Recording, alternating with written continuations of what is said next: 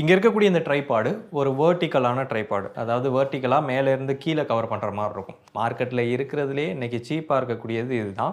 இதை வாங்கினேன், ஆனால் இதில் ஒரு பிரச்சனை. இங்கே வந்து ஒரு மார்க்கிங் கொடுத்துருக்காங்க, இங்கே வரைக்கும் தான் வேர்ட்டிக்கல் ஸ்டாண்டாக பயன்படுத்த முடியும் அப்படின்ற மாதிரி. அதை கிராஸ் பண்ணி நம்ம போகும்போது என்னாகும் அப்படின்னா ஆட்டோமேட்டிக்காக பேலன்ஸ் மிஸ் ஆகி இது வந்து இந்த சைடாக வந்து விழும். ஸோ அதனால் நம்ம ஒரு டிஐஒய் பண்ணோம். ஸோ இங்கே இருக்கு இல்லையா, இதுதான் அது.